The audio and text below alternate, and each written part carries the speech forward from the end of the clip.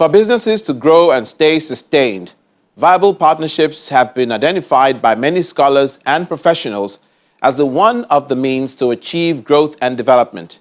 In line with the Africa Continental Free Trade Agreements, governments and private businesses continuously seek ways to ensure connectivity to foster long-lasting business relations. To ensure this, unarguably, transport, either by road, rail, or air, stands at the focal point for businesses to operate. On the program this week, we highlight some feats achieved as Ibom Air has launched its Lagos-Ghana route, and Uganda Air also had its first landing at the Murtala Mohammed International Airport, Lagos. We will also be speaking to the COO of Ibom Air as he identifies the advantages of intracontinental travels and its effects on African economies. Hello and welcome to the program. I'm Olumide Macaulay. Now, in line with achieving the Afri-capitalism dream of many Africans, operators within the aviation sector on the continent are now realizing the impact of local knowledge, exchange, and trans-border partnership. To realize this dream, our background report reveals how carriers are expanding the frontiers on the African airspace as both Uganda Air and Ibom Air had their first landings in Lagos and Accra. Air travel in Nigeria and Africa has grown over the years as carriers now see the importance of on-time flight operations in and out of various destinations.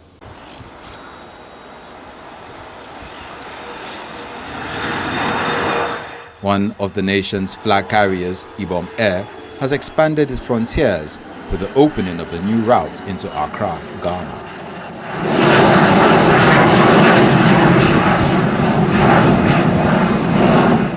It is the airline's maiden flight to the West African country, and indeed its first into any African country. As a ritual in aviation, a water cannon salute welcomes the CJ900 Ibom Air jet after a 45-minute flight time from Lagos to Accra.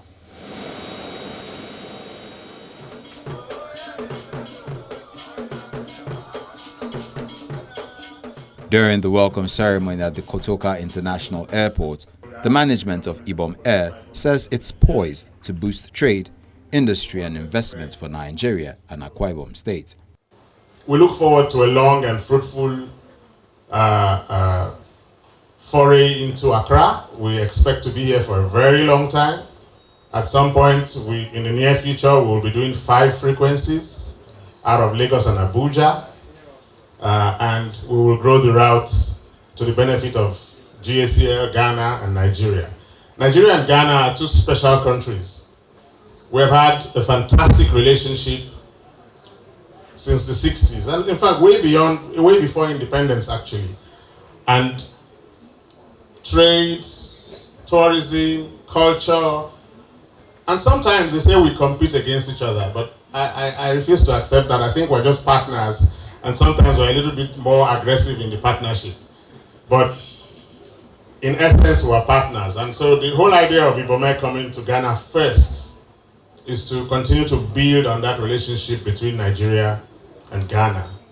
I want to assure our colleagues in Ghana and our service providers and our brothers and sisters, we operate with schedule reliability and on-time performance.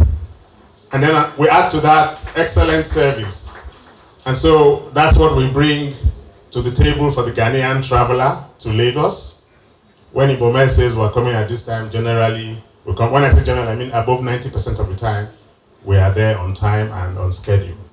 And we're bringing that here, and we're looking forward to providing a service that is world-class to the Ghanaian traveling public, as well as our Nigerian traveling public also. And so we are grateful. Passengers share their thoughts on the new route and Ibom Air's foray into West Africa. Ibom Air, for me, doesn't just stand out as a preferred airline, but the fact that they actually identify with the tourism sector. And so they are partners with every sector that is ready to grow a tourism economy. That's why I stand here as a national president to speak about that. The tour operators leverage on the partnership they have with Ibom Air to grow destinations that they go to. So, for instance, they are now, flying into Accra. So it makes it very easy for tour operators to partner with Ibom Air and drive in packages, drive in tourists into Accra, and vice versa, and from Accra directly into Nigeria. And I think it's something that is laudable, and it's something because you can't talk about destinations if you don't talk about accessibility. And so once they have positioned themselves as that airline that is ready to partner with tour operators in particular, because you can't put together packages if you do not have good accessibility. And Ibom Air has stood out in that regard. So for us now, we are going to be working with the tour operators on ground in Accra and every other destination they'll be working with. For the state government, much is expected from the airline in terms of its impact on national and subnational economy. Clearly, we anticipate a spike in the numbers of travelers coming in. I anticipate a growth in terms of internally generated revenue. I anticipate a growth in terms of job created. I anticipate a growth in terms of entrepreneurship because the coming of Ibom Air to Ghana means that you can have a direct link from Uyo, the capital city of Akwa Ibom State in Nigeria, with Accra in Ghana. And so a businessman from Accra can jolly well come to Accra directly. 2 hours, you are there.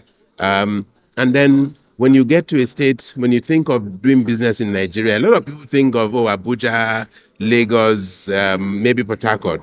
And we are saying, look, there is a fourth city, which is called Uyo. Ibom Air has completely redefined aviation in Nigeria because this is an airline owned by a subnational. Okay, the only subnational in Africa that owns an airline, and it's thriving. It has broken the myth where people said, government has no business in running or owning anything like that. Ibom Air is 100% owned by Akwa Ibom State government. Okay, but what we've done is that to give the managers of Ibom Air the free hand, because people thought, look, Nigeria Airways failed. This Air Nigeria failed. So people were beginning to think that it was not doable. And we said to ourselves, look, the economy of Ethiopia is driven by an airline. Okay, there are successful airlines, Emirates and all that, successful airlines. Okay, so if they are successful, so it means that there's good business in that sector. So why don't we play? For playing in that sector means that if you do the right thing at the right time with the right quantum, it means that you can get results. And we've tried it, and then I think we've gotten results, and I think everybody's happy with it. With the addition of Accra to the list of destinations for Ibom Air and 28 frequencies weekly in and out of Lagos and Ghana, the airline says it is ready for a new vista of business opportunities as it eyes other destinations within Africa. Next, we speak to Mr. George Uriesi on the sidelines in Ghana after Ibom Air's maiden trip to Ghana, as he speaks on the importance of collaboration in aviation and the impact of connecting economic power nations within Africa. As part of the dream of Ibom Air, we want to be a total Pan-African airline. We have no ambition to fly outside of Africa, but we want to cover the length and breadth of Africa from Cape to Cairo and Casablanca. And so this is the first step, and it's a giant step for us. The fact that we are finally flying out of Nigeria is great. We, in the 4.5 years that we've been operating, have established a reputation in Nigeria that stands for as excellent as you can get under the circumstances. Schedule reliability, on-time performance, excellent service. We want to extend that outside Nigeria today. I said to our competitors, the other 2 airlines that operate on the route at the moment, AWA as well as Air Peace, that we are not here to compete with them, we're here to assist them. And we want to work together because our competitive philosophy is there is space for everybody to operate in this industry and thrive. And so we believe that all of us are going to thrive. We are going to bring our best foot forward in Accra. We expect to eventually become a 5-frequency operation, 3 from Lagos and 2 from Abuja. And that's what we expect to do over the next few months. But we've started with 2 flights a day, 1 in the morning, 1 in the evening, to allow people to go and come as they please. And as it grows, We will increase from the CRJ 900 to the Airbus A220. We're picking up 2 brand new ones in November. And when the traffic permits, we will increase the aircraft and we'll increase the frequencies as the traffic permits. So we are looking forward to a very long and fruitful journey into Accra. And we're going to make sure that we spread this gospel to the next destinations we go to after Accra. The Lagos-Accra route is one of the most lucrative in Africa, the Lagos-Accra route. It's got a lot of traction with passengers. There's a lot of traffic between the two places. A lot of it still goes via somewhere else. So if you give the right product, the 2 airlines that are operating right now, they have more than enough customers. We believe we will also generate our own customers, and we will all work together to thrive. So Lagos-Accra was like the best first place to start, and it has worked out that we've started today, and we want to watch the numbers and see how it goes and grow along with the numbers as the numbers grow. But we see Dakar, we see Banjul, we see Douala, we see Libreville, we see Malabo, we see Sao Tome and Principe, and those are the ones we'll go to first, and then from there we'll expand. We have the capacity, and our capacity continues to grow. So, for instance, by the end of this year, in 2 months, 3 months' time, we'll be a 9-aircraft operation. We're looking for how to deploy those aeroplanes very, very optimally. So, if Accra gives us traffic, boom, we're putting another frequency. The traffic continues to grow, we're putting another frequency out of Abuja. We can do it. But you don't just throw it in. You wait, grow it. When it grows to the point where you know it's necessary for the next one, you put in the next one. We have developed a very solid reputation in terms of our maintenance. We do it very well with the CRJ 900. We are busy trying to get the same level with the A220 that's coming. In 5 years, we'll be flying all over Africa: Johannesburg, Nairobi, Cairo, Casablanca. That's what we're going to do with the A220s. The A220s are for those flights. And so we're getting 10 of them, and then it will be 15, and then it will be 20. If everything keeps going right, we will grow organically the way that airlines grow normally. We're trying, as an experiment, we're trying to do everything right. That's what we're trying to do. The Emirates of this world and the Ethiopians of this world did not just become what they are. They gathered the right teams of people. The governments that own them let them operate, and they kept building capacity. Today, they are renowned globally, but it's a model. Set it up, put the professionals there, let them do the running of the airline, and the airline will grow. If you don't harass it, if you don't distract it, if you don't interfere in it, it will grow. And so Nigeria can do the same, and that's the experiment we're showing that it can happen. Welcome back. On Newsflash, Uganda Air also had its first landing at the Murtala Mohammed International Airport, Lagos. In fostering African development, individual nations within the continent have found the need to partner in ensuring stability and the realization of the Africapitalism idea.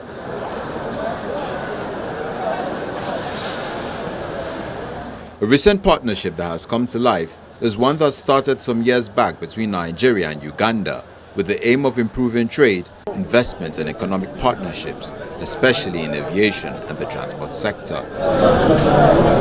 That partnership has led to the inaugural flight from Itembe to Lagos, a channel between East and West Africa, and one both nations seek to foster. A water cannon salute welcomes the Boeing 777 jet after a 3-hour 45-minute flight time from Itembe to Lagos. For the Nigerian Aviation Authority, Nigeria will continue to remain open to the connectivity of African nations to improve tourism, trade, investment and economic growth. In order to make the Nigerian-Uganda route more open, accessible for passengers to and from Eastern and Western Africa and beyond, 2 other cities in Nigeria, Abuja and Kano, have equally been approved as entry points for Uganda Airlines. This is in the spirit of Single Africa Transport Market, SATIM, and the Yamoussoukro Declaration. SATIM and YED aims at liberalizing inter-African air transport services in terms of market access and seamless air connectivity within the 54 African countries. Aviation has a huge market that should be explored by indigenous African airlines, as no other nations can develop this aviation sector for us except us, the Africans. We need to do this in the interest of our 1.37 billion people, which is 17.4% of the world's population.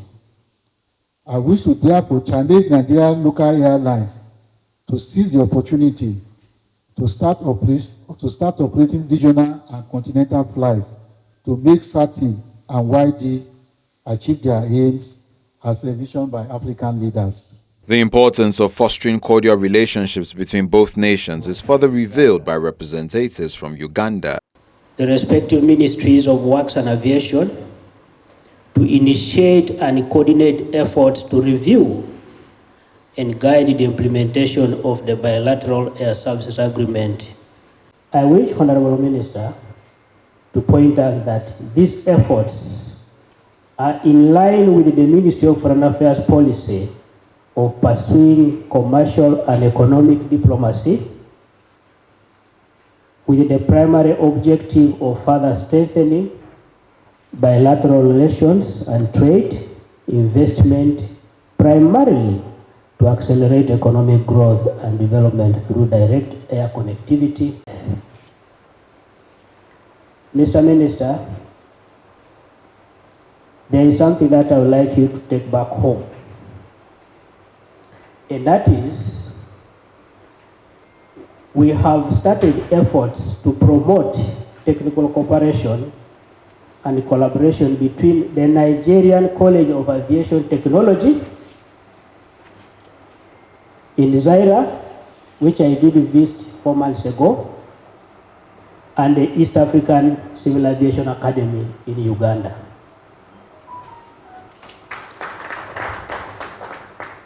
The importance of this cooperation is going to be underscored by the fact that instead of us sending our Ugandans to go and train in Europe, it will be better for them to train in Africa. And it is going to be cheaper because, Honorable Minister of Transport, I visited this institution. It has the capacity to train pilots and other workers in the aviation industry, not only for Uganda, but in Africa. The Ugandan delegation also expresses their desire to see Nigerian carriers carry out landings at the Etembe International Airport and reveal ways to foster development between both nations. It's with such profound pleasure that Uganda Airlines, exactly 1 year later, October 2023, we make our maiden flight to Lagos.